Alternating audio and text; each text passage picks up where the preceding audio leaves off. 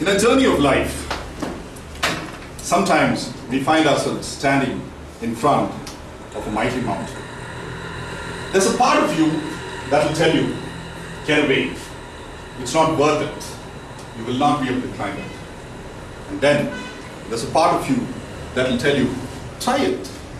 It doesn't look that steep. You will be able to reach the pinnacle. Good evening, Speechcrafters, Toastmasters, and welcome guests. Life is all about making choices when you stand in front of mighty mountains. I was only 7 years old, and my parents had admitted me to boarding school in Kerala. The dormitory in which I stayed was huge, and it could easily accommodate 100 boys. This dormitory was built on top of a hill, and if you were to stand by the window on one of its sides, you could see the playground, you could see the valley through which a stream flowed, you could see the old parish church, and way at the back in the horizon you could see a range of mountains.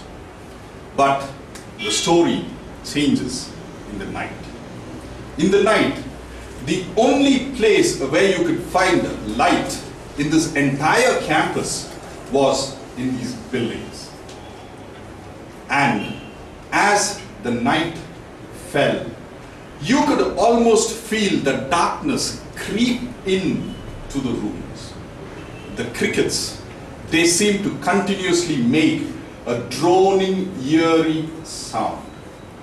Toastmasters, darkness was my mighty mountain. One evening, it took me some time to finish my homework and go to the dining hall. I went to the dormitory to find that the warden and all the boys had already reached the dining hall.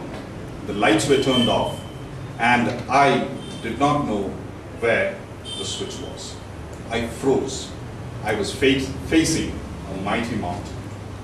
It took me some time to adjust to this darkness, and as I stood there, I realized that there was some light that was still filtering in through the windows. A part of me said, get out, run to the dining hall. And there was this part of me that said, hey, it doesn't look that bad.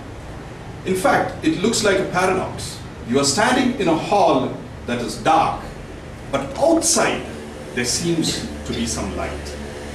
This I wanted to investigate. Gently and fearfully, I started moving to the window.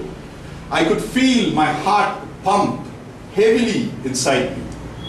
As I reached the window, I could feel crystal clear beads of sweat being formed on my eyebrows.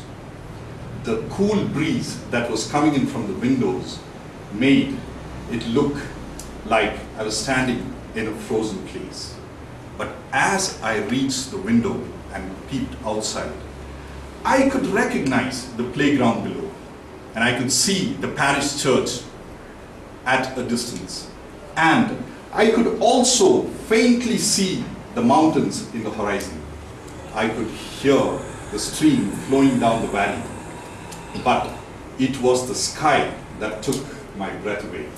As I looked at the sky, there was not a single cloud, but there were thousands and thousands of stars twinkling down.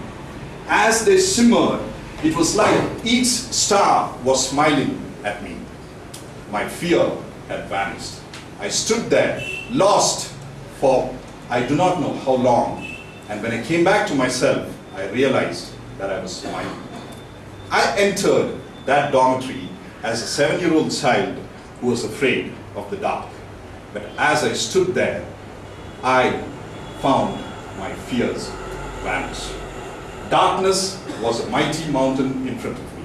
I could have taken the choice of running to the dining hall, but I stood there and made a choice to test it out, to see if I can persevere, to see if I can work through it, to see what it is that I can do in response to this mighty mountain. It was a life-changing experience. and I'm glad I made the choice. With that, I hand it back to you, Toastmaster Bob.